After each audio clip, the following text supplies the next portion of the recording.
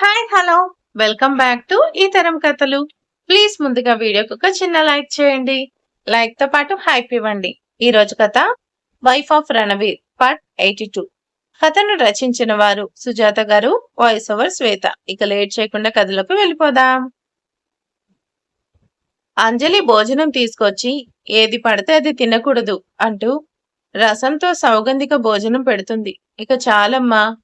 చాలు అంటే ఎలాగా? బేబీకి పాలు కావద్దా? కొంచెం ఎక్కువగా తినాలి అంటుంది. నేను పెట్టినా తినలేదనుకో, ఈ బాధ్యత మీ ఆయనకిస్తాను. ఇక నీ ఇష్టం. వద్దులే ఆంటీ అంటూ ఎక్కడ రానాకి చెప్తుందో అన్న భయంతో గబగబా తింటుంది. రానా ఫ్రెష్ అయ్యి డ్రెస్ వేసుకొని ఆ రూమ్లోకి వస్తాడు. మీ అమ్మాయి ఏమైనా చిన్నపిల్లలు అనుకుంటున్నారా ఇంకా తినిపిస్తున్నారు? తనకే ఒక పాప పుట్టింది. తను అమ్మ కాదు, అమ్మమ్మ అయినా కాని నాకు చిన్నపిల్లే కదా అంటూ కూతురికి మురిపంగా గోరుముద్దలు పెడుతుంది అంజలి. రానా ఎన్నిసార్లు తనని మా ఇంటికి తీసుకెళ్తానన్నా ఒప్పుకోలేదు. కనీసం ఇప్పుడైనా తీసుకెళ్తాము అని అడుగుతుంది అంజలి. ఆంటీ అసలు పాప పుట్టిన తర్వాత తనను వదిలి నేనుండలేను. కాబట్టి ఇప్పుడు కాదులే, ఇంకోసారి చూద్దాం అంటూ మాట దాటేశాడు. ఒరేయ్, అసలు చిన్నపిల్లల్ని చూడ్డం నీకు తెలుసా? మొదటిసారి కావడంతో తనకేమీ తెలీదు. డెలివరీ అయినప్పుడు ఎవరైనా ఆడపిల్లని తమ పుట్టింటికి తీసుకెళ్తారు. పిల్లని చూసుకోవడానికి దానికి చాలా అనుభవం ఉండాలి. మీ ఇద్దరు చిన్నవాళ్ళు, పైగా ఫస్ట్ డెలివరీ. కొన్ని విషయాలు తెలీదు, అర్థం కాదు.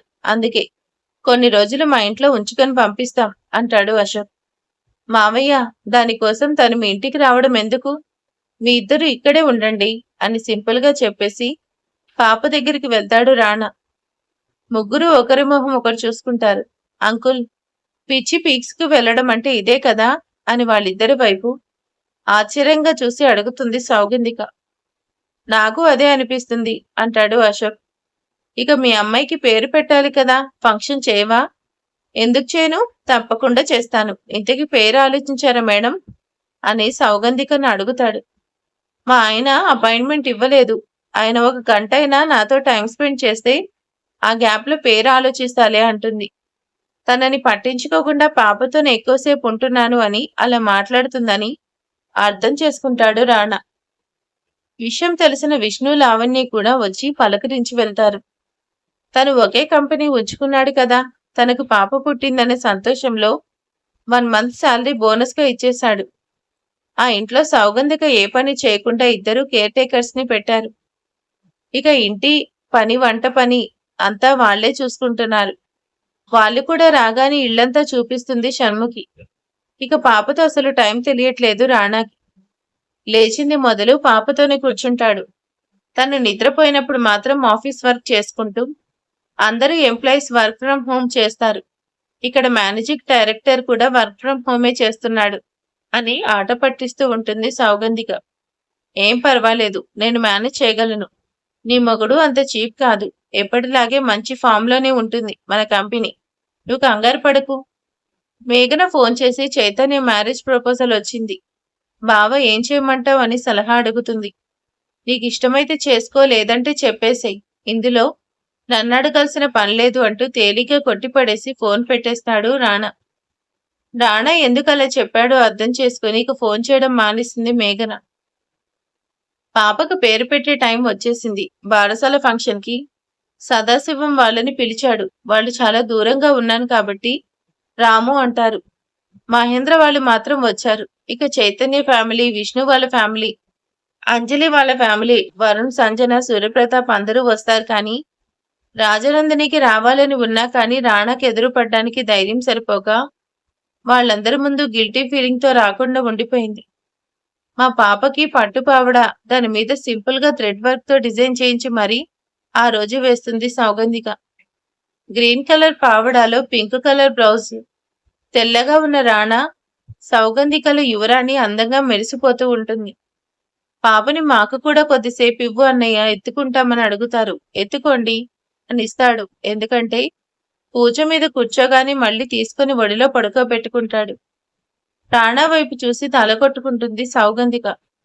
ఇక బారసాల ఫంక్షన్ మొదలైంది. పంతులు గారు వచ్చారు. పూజ జరిపిస్తూ ఉన్నారు. కూతుర్ని ఒడిలో పడుకోబెట్టుకొని భక్తిగా శ్రద్ధగా పూజ చేస్తున్నారు ఇద్దరు. కనీసం సౌగంధిక ఒడిలో కూడా పాపనివ్వట్లేదు. తనే పడుకోబెట్టుకొని పట్టులంగా జాకెట్లో ఉన్న తన కూతుర్ని అపురూపంగా ముద్దు ముద్దుగా చూసుకుంటున్నాడు. మా అమ్మ ఎంత అందంగా ఉందో అని అనుకోకుండా ఉండలేకపోతున్నాడు. పాపకు పేరేదన్నా అనుకున్నారా అని అడుగుతారు పంతులు గారు. రాణా మాత్రం నాకు సంబంధం లేదు పేరు విషయంలో, నీదే అన్నట్టు పాప తల నిమురుతూ తన బోసినవ్వులు చూస్తున్నాడు. పంతులు గారు, పాప పేరు రాగా. సరే, ఆ పేరు తన చెవిలో 3 సార్లు చెప్పండి అంటాడు. ఇద్దరూ అలాగే చెప్తారు. పూజ పూర్తయిన తర్వాత తన దక్షిణ తీసుకొని వెళ్ళిపోతారు పంతులు గారు. ఏంటమ్మా రాగా అని పెట్టావు అని అడుగుతుంది. రాణాలో లో రా, సౌగంధికలో గా, అలా ఇద్దరు పేర్లు కలిసి వచ్చేలాగా పెట్టాను అని అందరికీ చెప్పేసరికి ఈ ఐడియా చాలా బాగుంది అని అందరూ క్లాప్స్ కొట్టి దాన్ని మరీ తనని అభినందిస్తారు. తాతగారైన సూర్యప్రతాప్ గారు ముందుకొచ్చి పాపకి వడ్డానం గిఫ్ట్గా ఇస్తారు. అంజలి వాళ్ళేమో పాపకి గాజులు, ఒక నెక్లెస్ బహుమతిగా ఇస్తారు. వరుణ్ చైన్ ఇస్తాడు. ఇలా ఎవరికి తోచిన బహుమతులు వాళ్ళు భారీగానే ఇస్తారు. రాణాకి ఈ చిట్టు తల్లికి ఏమీ కొనే పనే లేదు. అన్నీ వచ్చేసాయి అంటుంది అంజలి. అందరూ భోజనాల దగ్గర బిజీగా ఉండడంతో రాణా పాపని ఒకసారి ఇవ్వు అంటుంది అంజలి. ఎందుకంటీ? బాబు రాణా, మీ అమ్మాయిని తీసుకొని నేనెక్కడికి పారిపోను. పాప డ్రెస్ చూడు, తనకి చిరాగ్గా ఉంటుంది. ఎలాగో ఫంక్షన్ అయిపోయింది కదా, అది తీసేసి స్మూత్ గా ఉండే బేబీ పింక్ కలర్ డ్రెస్ వేస్తాను అంటూ చూపిస్తుంది అంజలి. చాలా బాగుంది ఆంటీ, వెయ్యండి అంటూ అక్కడే నిలబడి చూస్తూ ఉంటాడు. అంజలి జాగ్రత్తగా పాప డ్రెస్ రిమూవ్ చేసి మెత్తగా ఉండే ఒక డ్రెస్ వేసి చేతికేమో నల్లపూసలు లాంటివి కడుతుంది. ఆంటీ ఎందుకు ఇదంతా అని వాటి వైపు చూసి అడుగుతాడు రాణా. అదే రాణా, మీరు తెలుసుకోవాల్సింది.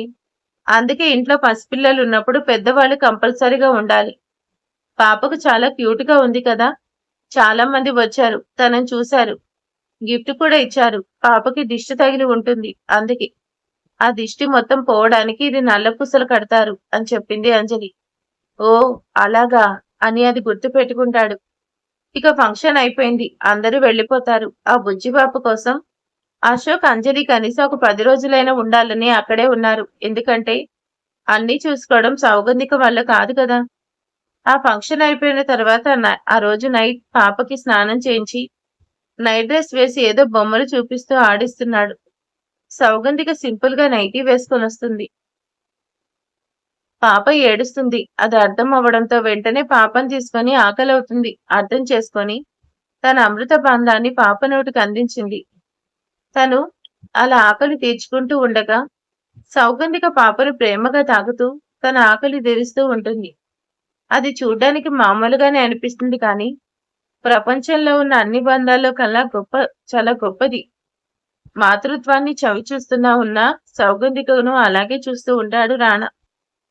ఎంతసేపు వాళ్ళిద్దరిని అలా చూస్తున్నా తనకి తనవి తీరట్లేదు. అంత అపురూపంగా అనిపిస్తుంది రాణాకి. ఓయ్, ఏంటా చూపు? ఏం లేదు, ఈ సన్నివేశం చాలా అపురూపంగా అనిపిస్తుందిరా అంటూ తన చుట్టూ చేయి వేసి తన భుజం మీద తలపెట్టుకుంటాడు. హ్యాపీనా అని అడుగుతుంది. మామూలుగా కాదు, ప్రపంచంలో ఉన్న సంతోషాలన్నీ నా దగ్గరికి వచ్చేసాయి. ఇది కూడా ఈ చిట్టి తల్లి వల్లే. మా అమ్మని జాగ్రత్తగా చూసుకో. నువ్వు టీవీ చూసుకుంటూ ఫోన్ చూసుకుంటూ అమ్మను పట్టించుకోకుండా ఉంటే నీకు డివోర్స్ ఇచ్చేస్తాను, జాగ్రత్త. ఆ మాటకి సౌగంధిక నవ్వుతుంది. నేను డివోర్స్ ఇస్తాను అంటే నవ్వుతావేంటి? నీకు అసలు భయం లేకుండా పోతుంది. ఒకవేళ నువ్వు డివోర్స్ ఇచ్చావనుకో, పాపని నా దగ్గరే ఉండాలి అని కోర్టు తీర్పిస్తుంది. అప్పుడేం చేస్తావు రానా అని అడుగుతుంది సౌగంధిక.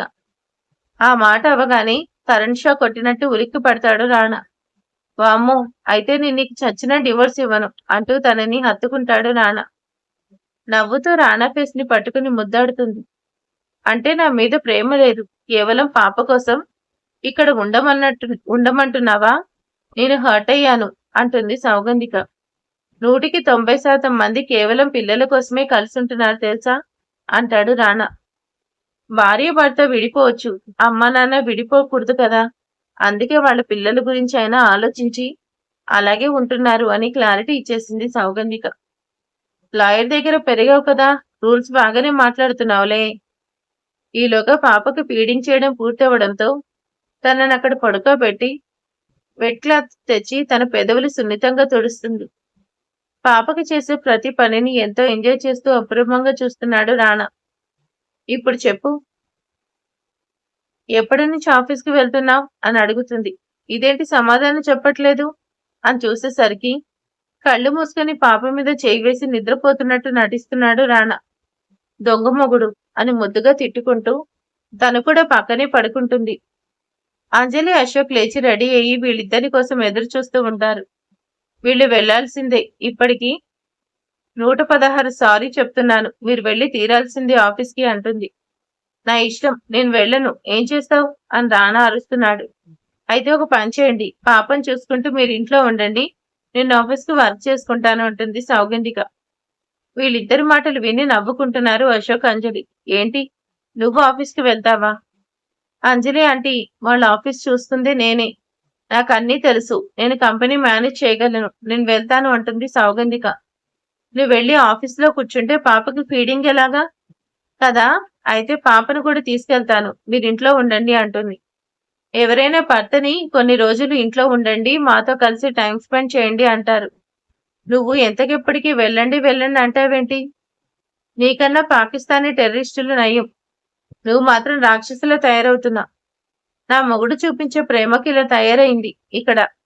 రెడీ అయ్యి బయలుదేరండి. అయ్యో బుజ్జి తల్లి, మీ మమ్మీ చూడు ఎంత రాక్షసం. నిన్ను నన్ను విడదీస్తుంది. ఇక తప్పకుండా ఆఫీస్‌కి వెళ్లాల్సింది అంటూ తన బాధనంతా కూతురికి చెప్పుకొని అతి కష్టం మీద రెడీ అవుతున్నాడు రానా. రెడీ అవ్వగానే పక్కన మంచం మీద కూర్చుంటాడు. ఏమైంది అంటుంది సౌగంధిక. కళ్ళు తిరుగుతున్నాయి, తలనొప్పిగా కూడా ఉంది. అబ్బో అనుకుంటుంది రానా వైపే వేషాలు వేస్తూ. మీరు మర్యాదకు ఆఫీస్‌కి వెళ్తారా, లేదంటే ఇప్పుడే ఆంటీ వాళ్ళ ఇంటికి వెళ్ళిపోనా, అది కూడా పాపని తీసుకొని అని సౌగంధిక అంటుంటే, చిచి, అనవసరంగా దీన్ని పెళ్లి చేసుకున్నాను అనుకుంటూ కోపంగా బయటకొచ్చి బ్రేక్ఫాస్ట్ కూడా చేయకుండా సౌగంధిక మీద కోపంతో రుసరుసలాడుతూ ఆఫీస్‌కి బయలుదేరాడు. దానికి తోడు అశోక్ గారు నవ్వుతుంటే ఇంకా ఇరిటేట్ అవుతాడు రానా. నాకు టైం వస్తుంది, అప్పుడు మీ ఇద్దరి సంగతి చెప్తాను అని స్వీట్ వార్నింగ్ ఇచ్చి వాళ్ళ బేబీని ముద్దాడి ఒకసారి వాళ్ళిద్దరి వైపు సీరియస్ గా చూస్తూ ఆఫీస్‌కి వెళ్తాడు. అలా వెళ్లి ఏదో పని చేస్తూ ఉన్నాడు కానీ కాన్సంట్రేషన్ కుదరట్లేదు. ఎటు చూసినా పాపే కనిపిస్తూ ఉంటుంది. అమ్మో, ఈ రాక్షసి పాపని పట్టించుకుంటుందో లేదంటే వాళ్ళ ఆంటీ అంకుల్ దగ్గర కూర్చొని కబుర్లు చెప్తుందేమో అంటూ ఫోన్ చేస్తాడు. అంకుల్, దీన్నేమంటారు అంటూ ఫోన్ చూపించి అడుగుతుంది. లాభం లేదు, వీడిని ఎర్రగడ్డకు తీసుకెళ్లాల్సిందే అంటాడు అశోక్. ఫోన్ లిఫ్ట్ చేసి హలో అంటుంది. పాప ఏం చేస్తుంది? తను ఫ్రెష్ అయిందా? ఫీడింగ్ ఇచ్చావా? తన బొజ్జుందా? మన ప్రైమ్ మినిస్టర్ గారితో మీ అమ్మాయి మీటింగ్ లో ఉంది, తర్వాత ఫోన్ చేయండి అంటుంది సౌగంధిక. ప్రైమ్ మినిస్టర్ తో మీటింగ్ లో ఉందా? అదేంటి అని అర్థం కాక అడుగుతాడు రానా. లేకపోతే ఏంటి, నువ్వు వెళ్ళి 10 నిమిషాలు కూడా కాలేదు, అప్పుడే ఫోన్ చేసి పాప ఏం చేస్తుందని అడుగుతావేంటి? ముందు ఫోన్ పెట్టేయండి. నేను నీతో కాకుండా పాపతో ఎక్కువసేపు ఉంటున్నానని నువ్వు జెలసీ ఫీల్ అవుతున్నావు. అందుకే ఇలా చేస్తున్నావు. నాకు అర్థమైంది లే అంటూ సీరియస్ గా చెప్పి ఫోన్ పెట్టేస్తాడు రానా. నవ్వుకుంటుంది సౌగంధిక. ఏంటంకుల్ ఇలా చేస్తున్నాడు అసలు? పెళ్ళైన కొత్తలో ఉన్న రానాకి ఇప్పుడున్న రానాకి సంబంధమే లేదు. చూడండి ఎలా మాట్లాడుతున్నాడు. ఆ మాటకి అంజలి, అశోక్ నవ్వుతారు. చనిపోయిన వాళ్ళ అమ్మని తన పాపలో చూసుకుంటున్నాడు కాబట్టి అలాగే బిహేవ్ చేస్తాడులే.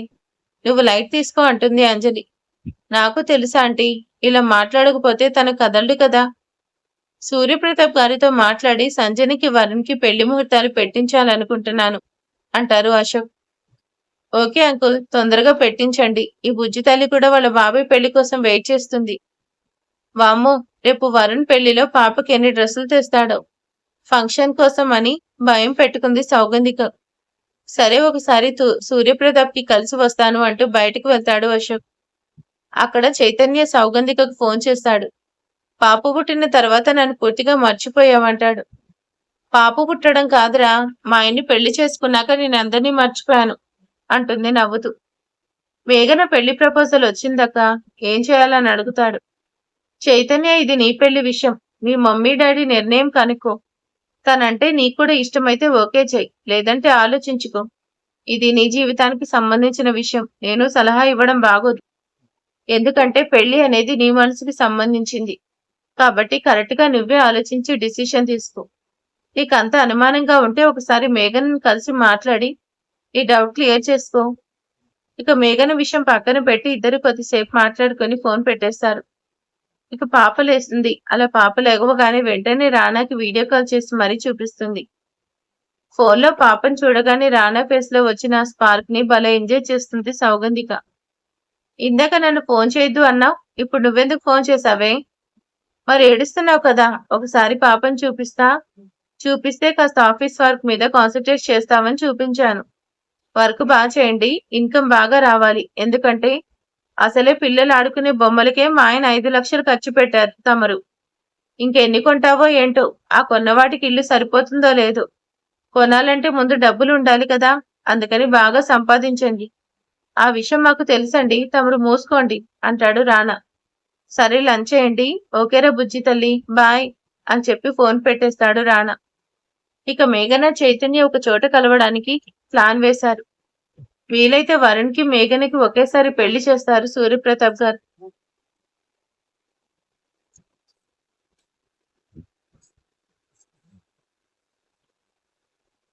రాణా, సౌగంధిక మాత్రం ఏం పట్టించుకోవట్లేదు.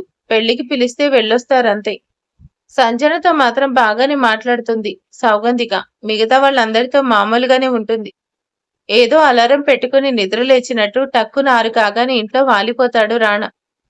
రాణా ముందు పాపని తాకకుండా ఫాస్ట్ గా ఫ్రెష్ అయి వచ్చి తెల్లటి లాల్చీ పైజామా వేసుకుని అప్పుడు పాపను ఎత్తుకుంటాడు. కొద్దిసేపటి తర్వాత పాప తీసుకొని తనకి చక్కగా ఆయిల్ మసాజ్ చేసి స్నానం చేయించి వైట్ డ్రెస్ వేసి ముద్దుగా తీసుకొచ్చి రాణా చేతిలో పెడుతుంది అంజలి. మీ ఇద్దరు పని చూసుకోండి, నేను మిమ్మల్ని డిస్టర్బ్ చేయను అంటూ పాపను తీసుకొని బయట ఉన్న గార్డెన్లో కూర్చుంటాడు. ఆ చల్లగాలికి ఇద్దరికీ హాయిగా అనిపిస్తుంది. పాప చాలా చిన్నపిల్ల కానీ ఏదో ఒకటి మాట్లాడుతూనే ఉంటున్నాడు రానా. ఇక తెల్లారి మేఘన, చైతన్య ఒక రెస్టారెంట్ లో కలుసుకుంటారు. చాలాసార్లు ఇద్దరు కాలేజీలో గొడవపడిన విషయాన్ని గుర్తు చేసుకుంటారు. చెప్పు చైతన్య, నీకు ఈ పెళ్లి ఇష్టమేనా అని డైరెక్ట్ గా అడిగేసింది మేఘన. నీలో చాలా మార్పు వచ్చింది మేఘన. అసలు అప్పుడున్న మేఘన, ఇప్పుడు నాకు అనిపిస్తున్న మేఘన ఇద్దరు ఒకటేనా అనిపిస్తుంది తెలుసా. నిజంగా నాలో అంత మార్పు వచ్చిందా అని తనలో తానే ఆశ్చర్యపడుతుంది మేఘన. అప్పుడు కాలేజ్లో ఉన్నప్పుడు ప్రతిరోజు ప్రతి నిమిషం అందరితో గొడవ పడ్డం, ఏడిపించడం ఇదే నీ డ్యూటీ. కానీ ఇప్పుడు కొంచెం ఆడపిల్లలా కనిపిస్తున్నావు అంటాడు చైతన్య. అవును అన్న తర్వాత చైతన్య ఏమన్నాడో అర్థం చేసుకొని నిన్ను అంటూ చనువుగా చేతి మీద కొడుతుంది. నవ్వుతాడు చైతన్య. ఎందుకో తెలీదు, నవ్వుతూ ఉన్న చైతన్య నచ్చేశాడు మేఘనకి. నిజంగానే నాలో చాలా మార్పు వచ్చింది. ఆ రోజు డేవిడ్ నన్ను కిడ్నాప్ చేసినప్పుడు రాణా బావ నన్ను కాపాడు ఉండకపోతే నా పరిస్థితి ఏంటో అని మనసులో అనుకొని అక్క, రాణా బావ వాళ్ళిద్దరూ నన్ను ఇలా మార్చారు అని చెప్పేస్తుంది మేఘన. వాళ్ళిద్దరూ చాలా మంచివాళ్ళు. వాళ్ళందుకే వాళ్ళు అంటే నాకు అంత అభిమానం అంటాడు చైతన్య. ఇక కాఫీ ఆర్డర్ చేస్తారు. కాఫీ రాగానే ఇద్దరు తాగుతూ ఉంటారు. ఇద్దరు ఒకరినొకరు ఓరచూపులు చూసుకుంటూ ఉంటారు. ఇంతకీ నాతో నీకు పెళ్లి ఇష్టమో లేదో చెప్పలేదు అని డైరెక్ట్ గానే అడిగేసింది మేఘన. ఇక నుంచి నేను సౌగంధికను అక్క అని కాకుండా మేడం అని పిలవాలి అనుకుంటున్నాను అంటాడు. నన్ను పెళ్లి చేసుకోవడం నీకు ఇష్టమేనా అని అడిగితే తనని మేడం అని పిలవాలి అనుకుంటున్నానంటాడు. ఏంటి అలా ఎందుకు ఎప్పుడు ఎలా పిలుస్తావో అలాగే పిలవచ్చు కదా. ఇప్పుడేంటి స్పెషల్ గా మాటలు మారుస్తున్నావు? ఒసే మట్టి బుర్రా అని తల కొట్టుకుంటాడు చైతన్య. ఇంటికి వెళ్లి సంజనని లేదంటే వరుణ్ నవ్వుకుంటూ వెళ్ళిపోతాడు చైతన్య. ఏం చెప్పాడో ఏంటో. పెళ్లి ఇష్టమా కాదా అంటే సౌగంధికను మేడం అని పిలుస్తాను అని చెప్పి వెళ్ళిపోయాడు. ఇక ఇది లేనట్టే. తనకి నేను నచ్చలేదు. నిరాశగా కొంచెం ఫీల్ అవుతుంది. అక్కడి నుంచి వెళ్ళిపోతుంది మేఘన. మేఘన ఇంటికి వచ్చేసరికి వరుణ్, సంజన ఇద్దరు ఎదురు చూస్తున్నారు తన కోసం. చెప్పు ఏమైందని అడుగుతారు. ఏంటి చెప్పేది? ఇదంతా జరగదులే అంటుంది మేఘన. అసలు ఏమైందో చెప్పకుండా అలా అంటావేంటి? నిన్ను పెళ్లి చేసుకోనని చెప్పేశాడా? చైతన్య అలా చెప్పాడే. వాడు చాలా మంచోడు అంటుంది మేఘన. ఆడపిల్లనైనా డైరెక్ట్ గా నన్ను పెళ్లి చేసుకోవడం నీకు ఇష్టమేనా అని అడిగాను. వాడు ఏం చెప్పాడు అని ఆత్రంగా అడుగుతారు వీళ్ళిద్దరు. వాడు చాలా మంచోడు. డెఫినెట్ గా నీకు ఎస్ చెప్తాడు. నీలాంటి మంచి అమ్మాయిని వాడు మాత్రం ఎందుకు వద్దనుకుంటాడు? అసలు వాడికి పిచ్చి పట్టింది. అందుకే ఏదేదో మాట్లాడుతూ వెళ్ళిపోయాడు అని చిరాకు పడుతుంది మేఘన. నువ్వేం జరిగిందో పూర్తిగా చెప్పు. ఇలా ముక్కలు ముక్కలుగా చెప్పి అర్థం కాకుండా చేయకు. నేను డైరెక్ట్ గా నన్ను పెళ్లి చేసుకోవడం నీకు ఇష్టమేనా అడిగాను బావా. అబ్బా, అడిగావులే, తర్వాత ఏమైందో చెప్పు. తను పెళ్లి చేసుకుంటానని చెప్పలేదు, చేసుకోను అని చెప్పలేదు. ఆ రెండో కాక ఇంకేం చెప్పాడు? సౌగంధి కాకను ఇక నుంచి మేడం అని పిలవాలి అనుకున్నాడంట. ఆ మాట వినగానే వరుణ్ సంజన ఇద్దరు పెద్దగా నవ్వుతారు. నేను ఇంత ఫీల్ అవుతుంటే మీకు నవ్వొస్తుందా అంటూ ఇద్దరిని కొడుతుంది మేఘన. అయ్యో పిచ్చి మేఘన, నీకు ఇంకా అర్థం కాలేదు. వాడు నీతో పెళ్లికి ఇష్టమే అని చెప్పాడు. హలో, ఏం చెప్పలేదు. కానీ మేడం అని పిలుస్తాను అన్నాడు. అంతేకాని నన్ను పెళ్లి చేసుకోవడం ఇష్టమని చెప్పలేదు. మీరు అబద్ధాలు చెప్పొద్దు అంటుంది మేఘన అలిగినట్టు మాట్లాడుతూ. పిచ్చిపాలు చేయడమే తప్ప ఈ ఆలోచన రాలేదు మేఘనకి. తనను కూర్చోపెట్టి సౌగంధికను రానా ఏమని పిలుస్తావు అని అడుగుతారు. వాళ్ళిద్దరూ నాకు అక్కా బావ అవుతారు కాబట్టి ఇదే పిలుస్తాను అంటుంది. అంత ఫస్ట్ నుంచి చైతన్య కూడా సౌగంధికను అక్క అని పిలుస్తాడు. అలా మీ ఇద్దరు తనని అక్క అంటే వరుస మారిపోతుంది. అప్పుడు మీ ఇద్దరు అన్నా చెల్లెల వరుస అవుతుంది కదా. అందుకే వాడు తనని మేడం అని పిలవాలి అనుకుంటున్నాడు. అంటే నిన్ను చెల్లిని చేసుకోవడం వాడికి ఇష్టం లేదు. అందుకే సౌగంధికనే మేడం అని పిలిచి మీ ఇద్దరు ఒకటైపోవాలని ప్రయత్నిస్తున్నాడు. నిన్ను పెళ్లి చేసుకోవడం వాడికి ఇష్టమే. అందుకే వాడే వరుస మార్చాడు. ఆ మాట వినగానే మేఘన అందంగా సిగ్గుపడుతుంది. మరి నెక్స్ట్ ఏం జరగబోతుందో ఏంటో చూద్దాం. మాక్సిమం రేపు ఎల్లుండిలో స్టోరీ కంప్లీట్ అయిపోతుంది. ఎల్లుండి అనుకుంటా స్టోరీ ఆ రోజుతో ముగింపు పలుకుతుంది. Okay, thank you for watching.